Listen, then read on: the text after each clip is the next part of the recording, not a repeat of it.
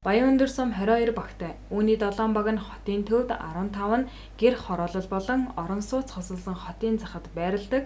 Өнөөдөр багийн засаг дарга нар Эрдэнэ тус дулаан түгээх станцын инженеруудтай уулзаж, тус байгууллагын хариуцдаг үйл ажиллагаанд тулгамдж буй асуудлын талаар хэлэлцэж, шийдвэрлэж өгөхийг хүслээ. Мөн иргэдээс ирсэн гомдол саналыг ч уламжилсан юм. Иргэдээс ихэвчлэн гэрэлтүүлэг болон орон сууцны дулааны талаарх гомдол ирсэн байна. Дулаан төгсөлжөөний компани удирдлагуудтай багийн дарга нар уулзж байна. За бид нар бас баг дээр тулгамддаг асуудлуудаа ярьлаа.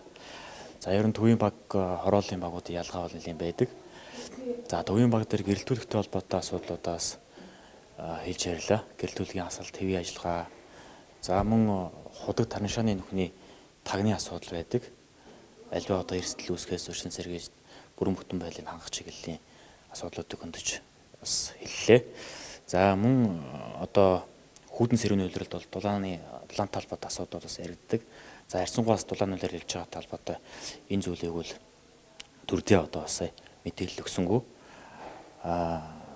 За ер нь ийм мэдээллүүдээ биднээс төсөлд гаргаж хэллээ. Гэр хорооллын багуудын хувьд зам дагсан гэрэлтүүлэг болон гудамжны гэрэлтүүлэг ажиллахгүй байх нь гэмт хэргийн гаралт нэмэгдэх шалтгааны нэг болдог байна. Гэрэлтүүлгийг цаг алдалгүй засварлаж байх нь шинэ гудамд гэрэлтүүлэг нэмэгдүүлэх талд анхаарах хүсэлттэй ч мөн гаргалаа. Түүнчлэн унтны усны худгуудын ариун цэврийг анхаарах, цэвэрлэж ариутгах нь хамгийн чухал байгааг онцоллоо.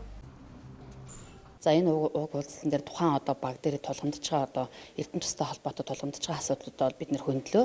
За тухайлбал манай Эрдэнэ баг дээр сүүлийн 1 жилийн хугацаанд одоо гудамжны гэрэлтүүлгийн засварын ажил бол огт хийгдээгүй байгаа. За энэ маань мэдээж одоо хил гайл хаагдсантай холбоотой, сэлбэг хэрэгсэл байхгүйтэй холбоотой гэж бол албаны хүмүүсээр тайлбарлаж байгаа.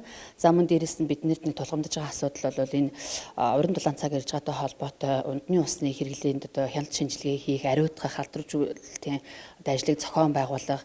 За мөн дээрээс нь аймаг орон нутгийн одоо төсвөр хийгдсэн, одоо хийгдээд ашиглалтанд орохгүй 2 жил болж байгаа. Одоо ингээд хариуцлагагүй компаниудын хийсэн энэ орон одоо төсвийн мөнгөөр хийсэн бүтээн байгуулалтын ажлууд ашиглалтанд орохгүй байгаа талаараа бас одоо өөрсдийнхөө тулгамдж байгаа иргэдийнхээ хамтлагмдж байгаа асуудлуудаа бол хэлж танилцуулж байна.